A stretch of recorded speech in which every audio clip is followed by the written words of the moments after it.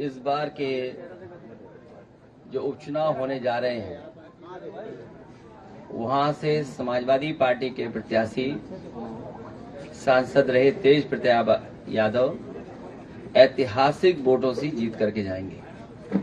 मैं करहेल की जनता और मैनपुरी की जनता का बहुत धन्यवाद और आभार प्रकट करूंगा। यहाँ के लोगों ने समाजवादी पार्टी का, नेताजी का हमेशा साथ दिया है। किन्हीं भी कठिन परिस्थितियों में या राजनीतिक कोई फैसला हुआ होगा, यहाँ के लोगों ने समाजवादी पार्टी का हमेशा साथ दिया है। करहेल उपचुनाव में जो होने जा रहा है, ये वो विधानसभा है जहां की जनता समाजवादी पार्टी को हमेशा चुनती रही है। और इस बार के चुनाव में मैं कह सकता हूं कि पहले से ज्यादा समर्थन है।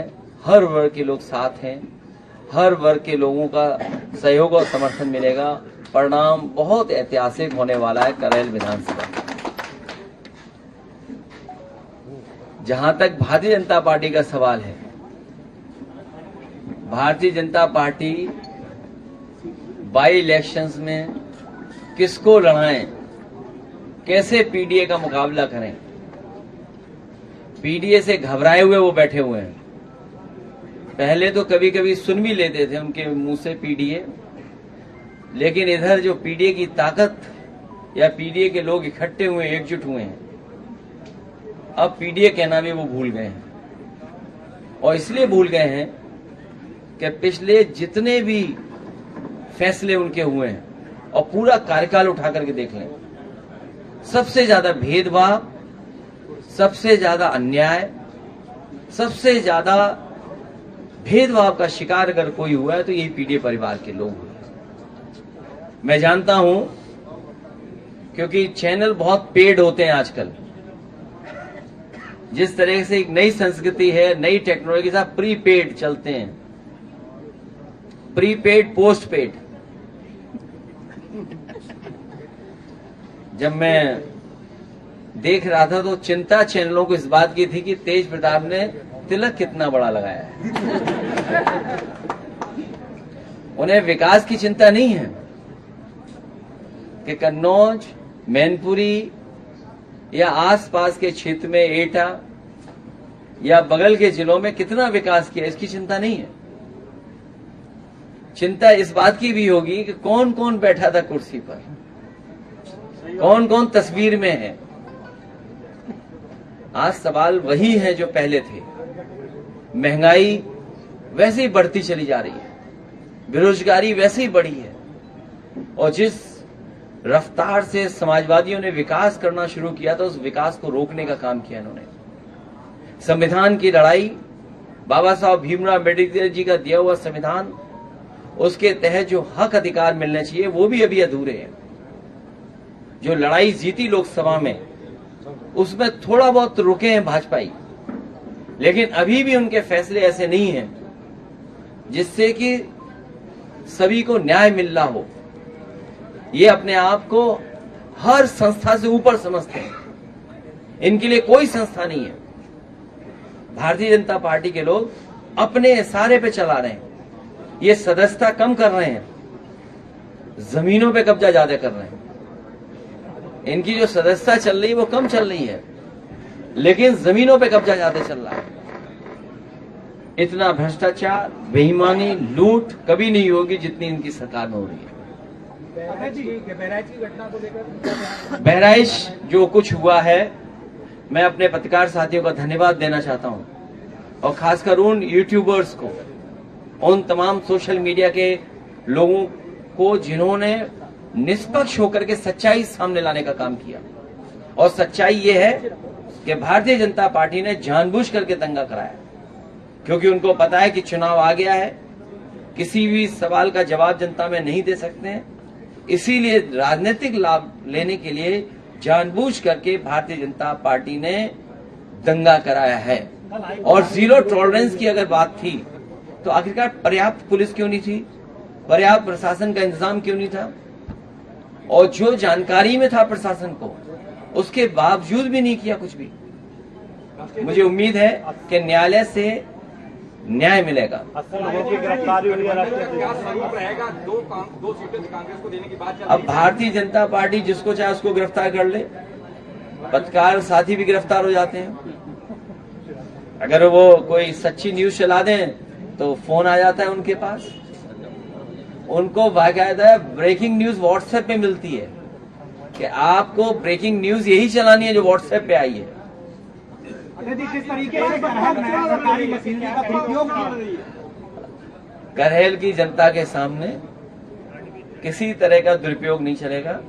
सामने से दुरुपयोग दिखाई देगा, लेकिन वही अधिकारी कहेंगे अरे जीत तो आप ही रहे हो, हम समर्थन आपका ही कर रहे हैं। अब देखिए नामांकन प्रक्रिया शुरू हो चुकी है, लेकिन अभी तक प्रत्याशी नहीं पहुंच पाए सीटों पर। अभी चाचा ने जो कहा वो ठीक कहा कि उनके पास प्रत्याशी नहीं है, ढूंढ रहे हैं। बीवाई चंद्रचूड़ को लेकर, कांग्रेस गठबंधन को लेकर के क्या कहेंगे? कांग्रेस कह रही है कि हम चुनाव नहीं लड़ेंगे, नाराजगी दिखा रही है कि हम 2 सीट नहीं चाहिए। अभी नामांकन चलने समय है, ये हम 2 दलों की बात है, हम लोग रास्ता निकालेंगे। अटल जी, अयोध्या की मिल्कीपुर सीट जो थी उसको कानूनी पेचीदगी का स्वरूप दिया गया, लेकिन ऐसा कुछ है नहीं वहाँ, क्या कारण है? सच्चाई आप भी जानते हो।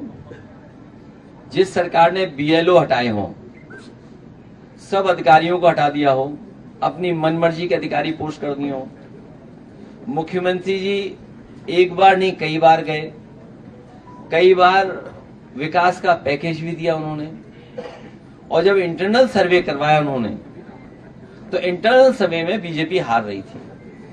फिर मुख्यमंत्री ने बार बार कार्यक्रम लगाया और बार बार कार्यक्रम लगाने के बाद सर्वे करवाया, उसमें भी बीजेपी हार रही थी। अध्यक्ष जी, करेल में डिप्टी CM आए हुए थे, वहां पर 69,000 जो शिक्षक भर्ती के अभ्यर्थी थे वो प्रदर्शन कर रहे थे, उनके ऊपर FIR दर्ज की गई है, उनको जेल भेजा गया डिप्टी CM के प्रोग्राम में। मैंने पहले भी कहा आपसे कि ये किसी को न्याय नहीं दे सकते। भारतीय जनता पार्टी किसी को भी न्याय नहीं दे सकती। जो न्याय नहीं दे सकता वो सम्मान भी नहीं कर सकता। और लोकतंत्र की खूबसूरती यही है कि अगर कोई विरोध कर रहा है, कोई नाराजगी है, तो कम से कम उसकी बात सुननी चाहिए। ये जो सत्ता की ताकत से जो मुकदमे लगाए या जेल भेजा है या उनको परेशान किया जा रहा है, यही जनता है, इनका हिसाब किताब करेगी इस चुनाव में। एक बार मुख्यमंत्री, उप मुख्यमंत्री और कई बार रोजगार के मेले, विकास के मेले जो है दिखाई, क्या लगेगा? अब सरकार पे उतना समय नहीं है जितना समय था उन पर। जितनी सरकार चल रही है अब उतना भी समय उनके पास नहीं है। ये सरकार जाने वाले लोगों की है। जनता इनको इस चुनाव में हरा करके विदाई का रास्ता खोल देगी। DAP खाद को लेकर मारामारी चल रही है, कहीं खाद नहीं है। और अभी मान लीजिए धान तैयार होने जा रहा है, क्या सरकार का इंतजाम है कि किसानों को सही कीमत दे देंगे? जिन लोगों ने कहा कि किसानों की हम आय दोगुनी कर देंगे, धान तैयार हो गया, क्या तैयारी है धान खरीदने की? किसानों को पराली जलाने से रोका जा रहा है। ये पराली वाला बड़ा सवाल है। सरकार को किसान के साथ अन्याय नहीं करना चाहिए। सर, एक सवाल है, अभी इलेक्शन के दौरान भी आपने EVM को लेकर सवाल खड़े किया। आप एलन मस्क ने भी EVM पे सवाल खड़े किए, इवन अमेरिका में भी अब इसको सपोर्ट नहीं मिल रहा है। हाँ, जिस तरह टेक्नोलॉजी आगे बढ़ रही है और टेक्नोलॉजी से कई बार आपको सूचनाएं मिलती हैं कि टेक्नोलॉजी के माध्यम से घटना हुई है।